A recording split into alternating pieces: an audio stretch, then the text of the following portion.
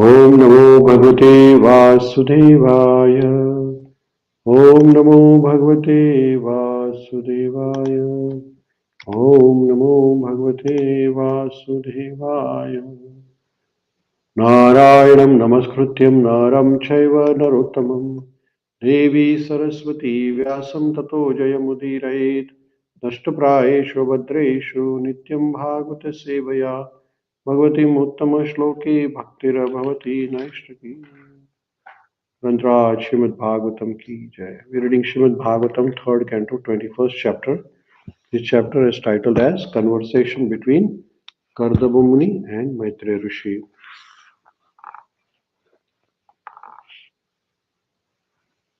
This whole description of creation by Brahmaji is mentioned here by Maitreya Rishi to Vidurji. And how all the different living entities were created, we learned about that in the previous chapter. And in this chapter, Vidurji is inquiring about how Manu, Swayambhuva Manu, and his children were generated and how the humanity came into existence. So, first Manu is called Swayambhuva Manu. Swayambhuva Manu and Satrupa, their two sons are Priyavarta and Uttanpad. And then they had a daughter. Their daughters' names are Devahuti, Akuti, and Prasuti. The elder daughter is Devahuti. This elder daughter got married to Kardama Muni, and they had a wonderful, illustrious son. His name is Kapila Dev, who is the incarnation of Lord Krishna himself. Then Vidurji asked to Maitreya Rishi that please tell me about other children of Swayambhuva Manu. What happened to them? Other daughters, their names were Akuti and Prasuti. So Akuti, she got married to Prajapati, or one who is progenitor of the living entities. His name is Ruchi Rishi. So Akuti got married to, and Daksha, Prajapati Daksha, who is the father of Mata Sati, who is the wife of Lord Shiva. So Daksha got married to Prasuti, like that. So their children. So all these inquiry was being made by Vidurji to Maitreya Rishi. So Maitreya Rishi now is explaining to Vidurji about the entire process of creation. So Maitreya Rishi is saying, Maitreya Vacha Praja Sujeti Bhagavan Kardamo Brahmano Dita Saraswatyam Tapastepe Sastranam Samadashaha. The great sage Maitreya replied, commanded by Lord Brahma to beget children in the worlds, the worshipful Kardama Muni practiced penance on the bank of river Saraswati for a period of 10,000 years. You see here? So Maitreya Rishi says that when Kardama Muni was asked to procreate the children, because he is the husband of Devahuti, so Kardama Muni, before he created the children, he practiced yoga, meditation on the bank of river Saraswati for 10,000 years. So here is a very important that before we do any activity, we have to get the blessing of Lord. So here, Kardama Muni did tapasya, and then they had an illustrious son, Kapila Muni. So Lord himself, incarnation of Lord is Kapila Muni. So in the purport, Srila Prabhupada explains, it is understood herein that Kardama Muni meditated in yoga for 10,000 years before attaining perfection. Similarly, we have information that Valmiki Rishi also practiced yoga meditation for 60,000 years before attaining the perfection. So you see, yoga, to attain the perfection in yoga, Yogis used to meditate thousands and thousands of years. Now we don't live even for 100 years, forget about 1,000 years, right? So this is not possible for the people in Kali Yuga. Therefore, the real yoga practice can be successfully performed by persons. Here you see, Prabhupada is saying that yoga system can be successfully performed by the persons who have a very long duration of life.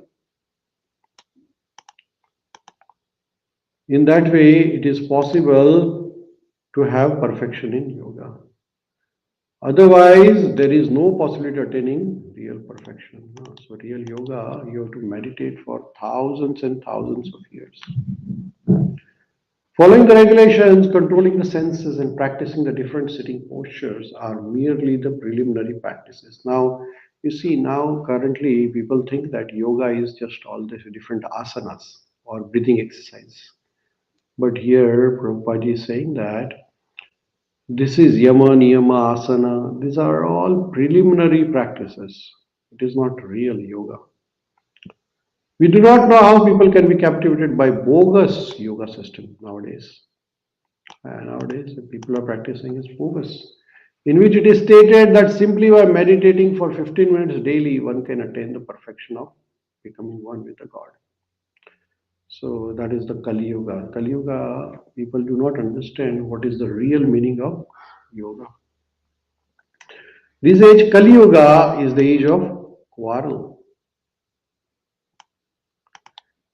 This Kali Yuga, one of the quality of Kali Yuga is upadrava. People fight with each other for no reason. That is a quality of Kali Yuga.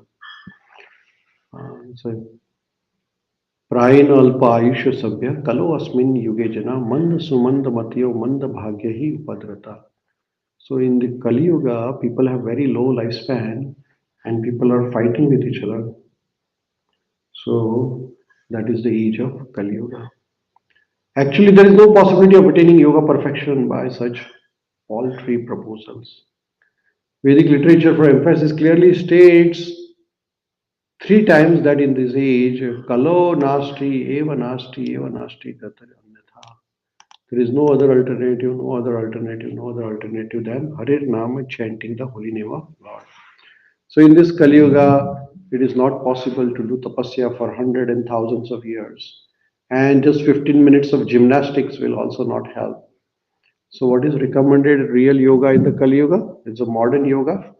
It is the Harir Nama. It says, Chaitanya Mahaprabhu says in Chaitanya Charitamrita, Harir Nama, Harir Nama, Harir Nama, Eva Kevalam, Kalau Nasti, Kalau Nasti, Kalau Nasti, Evam Gatir, Anyatha. So there is no alternative, no other alternative, no other alternative. For yoga means yuja. Yuja means union. So union of Atma with Paramatma is called as yoga. And this following the rules and regulations, yama, niyama, asana, pranayam, pratyahara, these are all formalities. They are just preliminary exercises. They are not real yoga system. So the real yoga is to chant the Hare Krishna Mahamantra. That is explained by Srila Prabhupada. In the next shloka, with Maitreya is explaining, Tata samadhi yuktena kriya yogena kardama samprapede harim bhaktya prapanna varadashusham. During that period of penance, where Kardama Muni did penance for 10,000 years, the sage Kardama, by worship through devotional service in trance, propitiated the personality of Godhead, who is quick bestower of all the blessings upon those who flee to him for protection. So here we can see that Kardama Muni did tapasya for 10,000 years. And then he pleased Lord Vishnu, Lord Krishna. And what does Lord Krishna do? He does offer bestower of all the blessings upon those who flee to him for protection. So Lord is very kind. Whosoever asks for protection, then he is the bestower of blessing to all those who flee to him for protection. Purport by Srila Prabhupada. The significance of meditation is described here. Kardama Muni practiced mystic yoga meditation for 10,000 years just to please Supreme Personality of Godhead, Lord Hari. Therefore, whether one practices yoga or speculates and does research to find God, one's effort must be mixed with process of devotion. You see, this yoga which Kardama Muni did was for the pleasure of Supreme Lord. It was not like a gymnastics, so it was not for his personal bodily pleasures, but there was a devotion to Lord.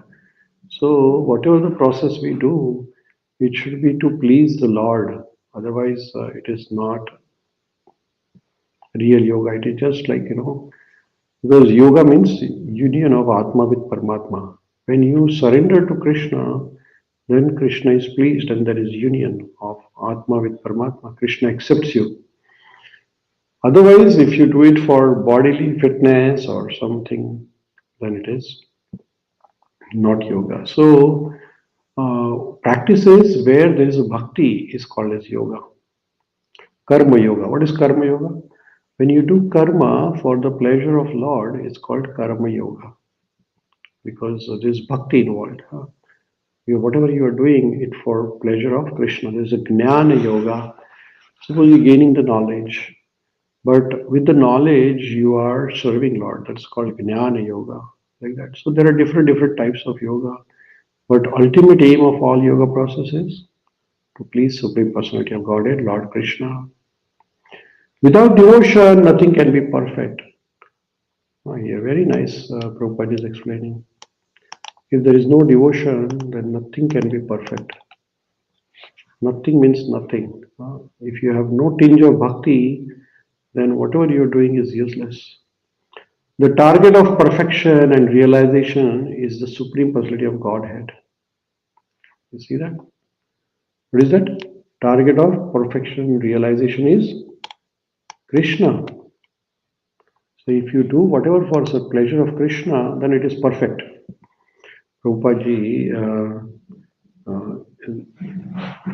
Guru Bhaktisiddhanta Saraswati Maharaj used to publish a magazine, and in that, even if somebody is not a good writer, but is describing about Krishna, he used to publish that because it describes about Krishna. It is, even though the grammar may not be perfect, the composition may not be the best of the best, but it is for pleasure of Krishna. So here the target of perfection and realization, anything, even though you may not be the best of the best in that, but if you are doing it for pleasure of Krishna, then it is perfect. So that is art of perfection.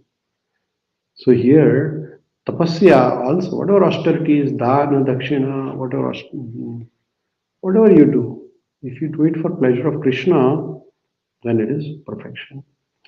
In the 6th chapter of Bhagavad Gita, it is clearly stated that one who constantly engages in Krishna consciousness is the topmost yogi. So who is the topmost yogi?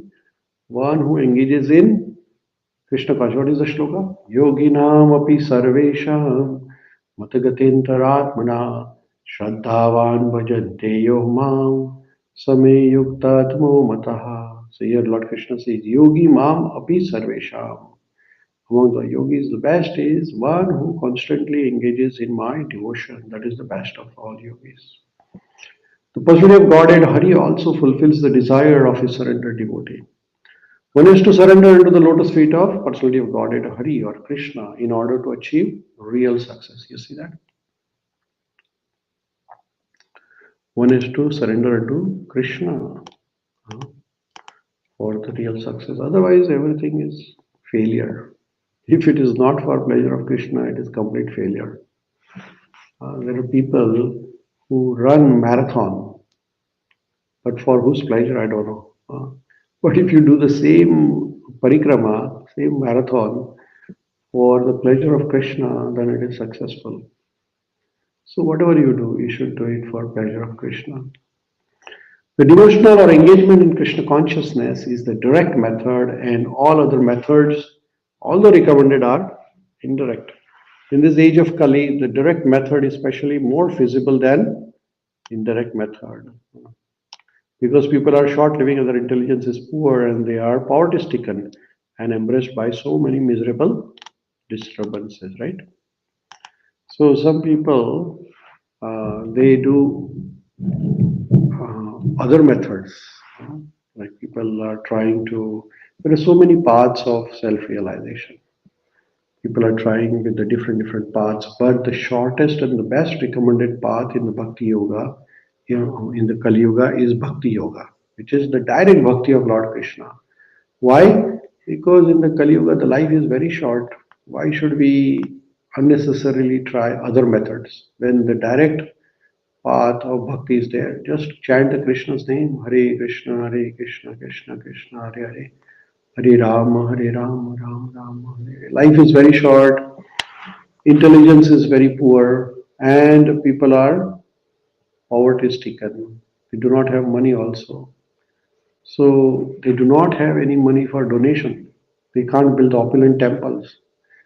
They can't do the tapasya for thousands of years. So then Chaitanya Mahaprabhu has given the boon. What is that? Lord Chaitanya therefore has given the greatest boon in this age. One simply has to chant holy name of the Lord to attain the perfection. Hare Nama, Hare Nama, Hare Nama, Eva Kevalam, Kalo Nasti, Kalo Nasti, Kalo Nasti, Vavan Katin Anyatha. So Chaitanya Mahaprabhu has said that in this age, when your life is short, when your memory is very short, the intelligence is very small, one has to chant Krishna's name.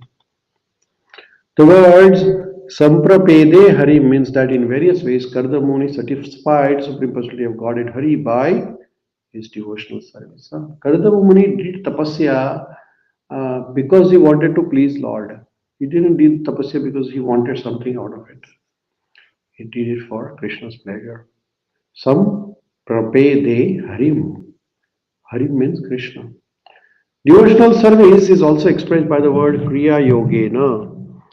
Kardama Muni not only meditated but also engaged in devotional service. To attain perfection in yoga, practice or meditation, one must act in devotional service by, so there are Nauda Bhakti, hearing, chanting, remembering, etc. Shravanam, Kirtanam, Vishnu, Archanam, Pad, Sevanam, Atmanivedanam, Sakhyam, Dasyam. So 9 forms of devotional service are there. Everything for pleasure of Lord Hari Krishna. Remembering is meditation, but who is to be remembered? One should remember the Supreme Personality of Godhead. Not only one remembers the Supreme Person, one must hear about the activities of Lord and chant His glories. This information is in the authoritative scriptures. After engaging himself for 10,000 years in performing different types of devotional service, Kardama Muni attained the perfection of meditation, but that is not possible in age of Kali. So we do not have time of 10,000. Forget about that. We do not have time for even 100. Our life is very short. It is very difficult to live Kali Yuga for 100 years also. At present moment, who will be successful in rigid performance of many yoga rules and regulations? Not possible. Moreover, perfection is attained only by those who are surrendered souls. Where there is no mention of personality of Godhead, where is their surrender? There is no surrender. Some people, yogis, even do not mention Krishna when they are talking about Bhagavad Gita. They do not say worship Krishna, they say worship me. Now, when there is no mention of Krishna, how can you expect them to say anything about Krishna or worship Krishna? They do not say that. They are, in a way, they are magnifying themselves rather than Krishna. So they have their own big portraits because they want to be God. And where there is no meditation upon the personality of Godhead, where is the yoga practice? Unfortunately, people in this age, especially persons who are of demoniac nature, wants to be cheated. Thus, the Supreme Personality of Godhead sends great cheaters who mislead them in the name of yoga and render their lives useless and doomed. So most of the so-called leaders, they cheat others and they do not show them the real path of self-realization, which is union with Krishna. or surrendering to Krishna. In the name of yoga, they are distributing some bogus things and then collecting the money from people. Most of the places in America, we see that in the name of yoga, they're doing so many different things. I heard some people practicing hot yoga. They have this big heated chamber and they practice some asanas and they call it hot yoga. Some people are practicing dog yoga, practicing with the dogs. I don't know what sort of things they are doing, but they are collecting the money in the name. They do not tell that yoga is to serve Krishna. They have no idea about that. In Bhagavad Gita, it is clearly stated in 16th chapter, verse 17, that people of self-made authority, being puffed up by illegally collected money, perform yoga these are without authoritative books. So people, when they follow yoga, they don't even read Bhagavad Gita, and they don't even understand sometimes. They're very proud of the money they have plundered from innocent persons who wanted to be cheated. There are cheaters because the people want to be cheated. People are looking for the shortcuts. Nowadays, people, they want all the things quick, instant. They do not have patience to follow the proper process. And that is why Srila Prabhupada is saying here that if you want to be cheated, there are people who are ready to cheat you. And that is what is happening in the name of yoga nowadays. People show you the path which never leads to self-realization. It only leads to the cheating tendency. So Srila Prabhupada is warning us here what is your real yoga system. Real yoga is to unite with Krishna, Paramatma. So we'll pause here, we'll continue the study of Śrīmad-Bhāgavatam. Printraj Śrīmad-Bhāgavatam ki jai, Srila Prabhupada ki